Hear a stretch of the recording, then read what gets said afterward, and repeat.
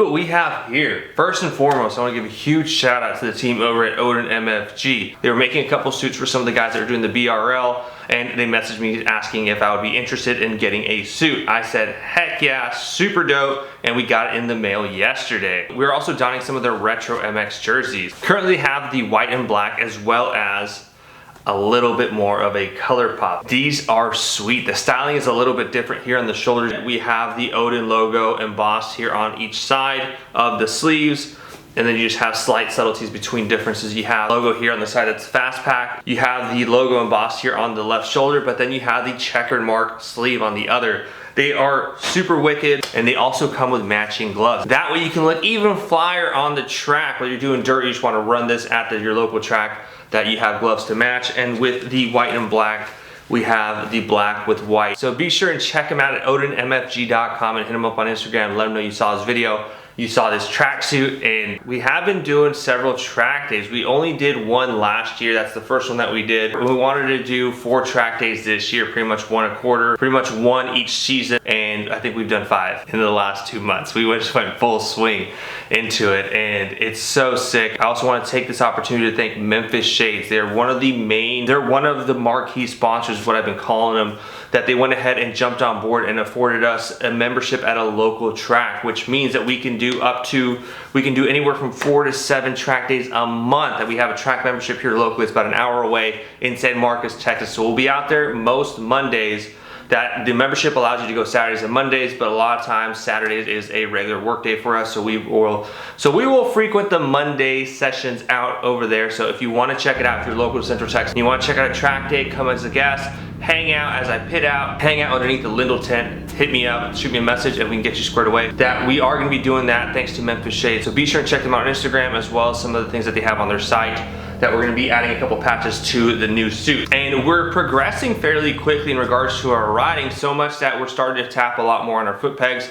That means we're getting pretty much over on our sidewall with our Metzler tires. If we're scraping, because our rear end, remember, is a 14.5 custom inch monoshock that we had to shave our frame in order to get that swing arm to drop and give us that clearance for the new shock. And we're also running dyno tubes up front on our front suspension, which is gonna give us an additional 2 inches. So essentially the bike is lifted overall 2 inches, and I think we have 9.5 to 10 inches of ground clearance from the ground to the frame, pretty much as a Trenta cup from your local coffee shop. And it's just like, ooh, but we getting over. And we're still trying to work on our body position in regards to the ergonomics and feeling more comfortable on the bike, because initially we used to just hang off, go off on the side, and that was it. But we felt like we were really hanging off so much that we were holding on to the bars. And so we had a couple track days where we did it with Ride Smart, and they gave us instruction on how to work with our bike and how to work with our body posture in regards to our bike, with the limitations that it does have with our mid controls or forward mids on these newer soft tails, and then our bars. We got rid of our T-bar setup. We 86, that's pretty much when we went full into track, and now we're running our stock rise, which is about an inch and a half, with a set of Biltwell mid-bend bars, the tracker bars. So we're overall around 3.5 to 4 inches of rise in the front, and then whenever we're in a turn, we'll lean forward, but our legs pretty much just stay standard, pretty much stay in the center, but then we're leaning farther forward, and we're hanging off the bike a little bit, and it just gets really uncomfortable. I can feel my hips. So we're hoping to adventure into possibly looking to some rear side. I know there's a couple companies that make mid controls, the true mids. You have Speed Merchant, you have Performance Machine, and I think SoCal Mids. I believe there's one other one. But I think what we're gonna try to do is figure out a way to get a custom rear set, so that way we're closer to a sport bike, but still not really sacrificing comfort on longer trips. It's gonna be interesting, but at this point for the year, we're all in on track. We're gonna do several track days. We have several planned again, that I think we have another 4 to 5 planned outside the regular membership that we're gonna be doing in San Marcos. So we're trying to get better at our riding, and one of the bigger questions is if we're gonna compete in BRL. We're gonna touch at the end of the video what our thoughts are in regards to us if we are gonna be doing that. Let's go ahead and crack into these suits behind me. These are 2 different brands of suits, as well as the fit. Here on the outside is gonna be the Sedici suit. We picked this up from our local Cycle Gear. You can do it from Cycle Gear or Revzilla, as well as check out with your local motorcycle shops if they can get you. Here in Austin, we have Moto Mummy, there's also Moto Orangutan, and a couple other ones scattered throughout the city. That could probably get you the same suit, but we ended up picking this up on sale. I think it was $300 because we needed the suit, the gloves, and then the boots. So it gets pretty expensive. Some organizations do have the ability to rent on site anywhere from $25 to $50 for the day. But again, check with your local track as well as the organization. But this is your kind of what you would call entry-level suit. It's perforated leather. It's got your base armor on the inside. You have forearm and elbow armor. You have hip protectors. You have knee pads as well as for the shin. And then you have what I'm going to guess is a CE level 1 back pad insert on the back of the suit. And then we did get some patches made thanks to Lindell. That way we could show our support for Lindell Brakes. They're one of the other major marquee sponsors that we have a couple goodies coming in from them. As well as we're also doing something to our bike. We're trying to do a dual disc conversion front end, but we're trying to do a different approach just to save some money. We'll let y'all know how that goes. Be sure to hit that like button, comment something down below. Let's get us to the forefront of YouTube. Let's get the algorithm on our side, as well as consider checking out the Patreon. For as little as $5 a month, the equivalent of a coffee a month, you can subscribe to the Patreon, where we're doing this Patreon exclusive newsletter every month for y'all, by y'all, that if you do have something that you want to review, or whether it be a product review or a recent ride, you're more than welcome to submit an article to the email listed below, and then you'll be featured in the next month. It's $5 a month. Consider checking it out. Spread the word. Have your buddies come on. And we are so close to our first milestone on Patreon of $200 a month that we will start doing giveaways for y'all. So thank y'all to the current Patreons. Y'all rock. Y'all are digging the newsletter. Huge shout out to Papa Tejas again for submitting several articles. We have another one for him coming out next month, so be sure and check that out. So this is your Sedici, and then this is going to be your Spada or Spada. I'm not sure on the pronunciation of that brand. I believe it's more prominent in Europe, that whenever it was time to sizing, we were doing a little bit of measurements, and then I saw that it was more common when I Googled it, that there was a lot of people with YouTube videos over in Europe, England, London, and stuff like that.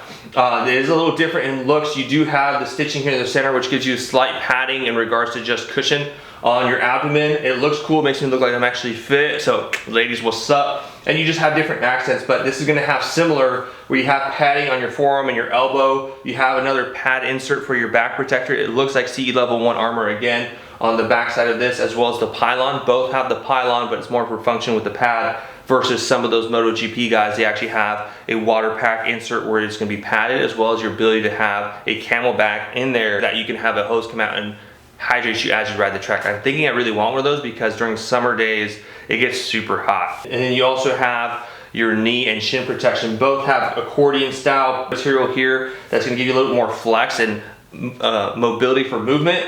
They are similar in regards to the cuffing. You have a zipper here on the wrist. The major difference between these two is gonna be here in the collarbone and shoulder area, where the Sedici has a rubber compound for the shoulder versus the one from OdinMFG, which is gonna be the Spada. We're gonna stick with that pronunciation. If it's wrong, correct me in the comment below. We're gonna do with Spada. That you have a puck here on the side, which is gonna give you just a little more protection of the shoulder, ability to slide, and it will help protect that shoulder. But the Sedici has collar protection. It looks like it has a bit of a plastic that comes up near the top of the shoulder, external part of the clavicle, where the one from OdinMFG, the Spada, does not. It has a shoulder protector, but then it tapers off and it's just material for the suit here, versus Sedici, where it comes up just a little bit higher. So the Odin comes up pretty much right here at the top of the shoulder. The Sedici will come up just a little bit higher, where I think that's really nice. That's something I may just incorporate in a future shoe, is just ensure that I do have a bit more of a clavicle protector. Again, if you do have a high side and you hit that side, if you're gonna break a collarbone, you're gonna break a collarbone. Fingers crossed that we never do,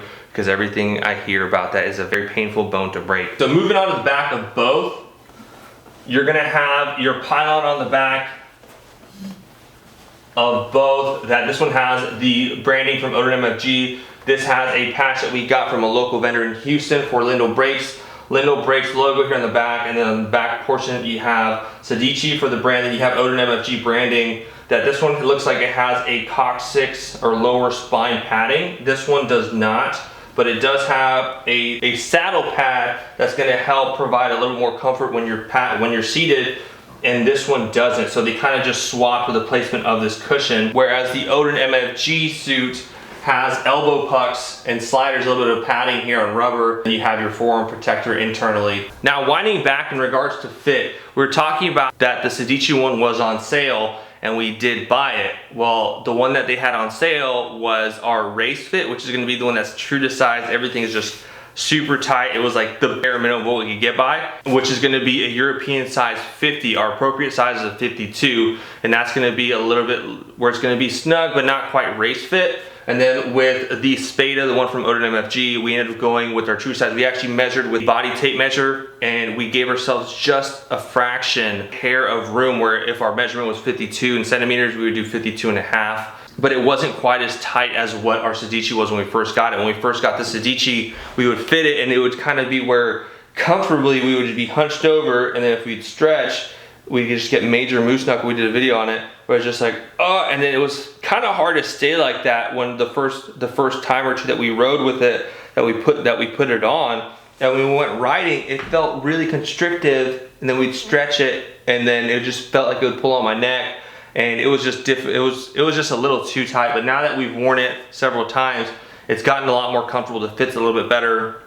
To get in and out is fairly easy. With the OdinMFG one from Spada, this is a size 54. It feels a little bit better in the shoulders and the arms, where it's a little bit more wiggle room. We can keep it on if we want to in between sessions when we're kind of hanging out in the pits or underneath our canopy. But it's a lot easier to stand straight up, and I think the suit fits pretty good. It looks sick. The slight accents of the red and white with the black looks cool. It's very Batman-esque, I think. And then we have our new helmet, which I think looks good. So that's gonna be the major differences between the two, is just a couple of the external accents that you notice. It looks a lot more high speed with the shoulder pucks, as well as the external elbow protection, the elbow sliders and the small pad there. It did not come with any knee sliders, but we are gonna be moving the ones from our Sedici suit onto here until we get our other ones. I think we're gonna match the elbow ones and go with red on the knee. It'll give a little bit of contrast and just kind of continue the theme. I'm really excited to try this. We're gonna be back at the track on Monday, and then giving the OdinMFG suit an official try. So again, huge thank you to OdinMFG. That was super wicked. I'm excited. Now we have an additional suit. If someone's looking to try a track day, we have one that we can borrow if they're that size. Are we gonna compete in the BRL? That's been one of the biggest questions that we've been getting asked, that as well as, are you only doing track? Are you ever gonna go back to riding your bike long distances? That no to both of those. Well, kind of, I mean, no to the first one, and eventually yes to the second one. That the BRL, we've been getting a lot of questions if we are gonna be racing in that. No, I really want to, but we still have a lot to build on our foundation. That we've only been riding for about 4.5 years. We are in our 5th year of riding now, but I don't think that we are quite ready to compete. We're having tons of fun with just doing track days on our own with local riding schools and organizations, where we compete with ourselves, trying to improve our time and our body position, and then just progressing as a rider overall. And then occasionally we'll get this rider that's within those riding schools or organizations that we'll see, and then I pass them on the corners, they pass me in the straights, and that's kind of more, and that's more than enough for me. I have tons of fun doing that. I told myself that I will be getting my CMRA license. That's what we have here in Texas, CMRA. I think for California, CMVA, but we will be getting our CMRA license. That way we can compete in races if we want to, and we will get our official race number. The 435 that y'all see on our bike and the sticker, the decal, is gonna be for TTI, the homie of Stalamas.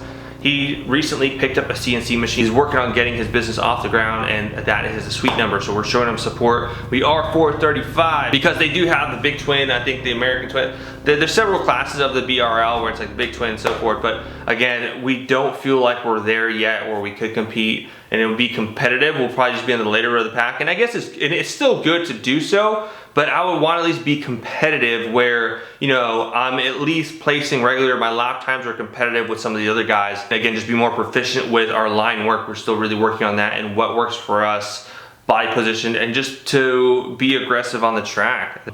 But that's it. So next year we'll probably attend 1 or 2 events at BRL, because it also costs a little bit of money to go out to Utah, California, and that's just pretty penny. So again, check out that Patreon. Check out that like button down below, hit that subscribe button, drop a comment, let's get that algorithm going. You ain't liking my videos, come on. Difference, we're gonna go try on the suit. This is the end of the video.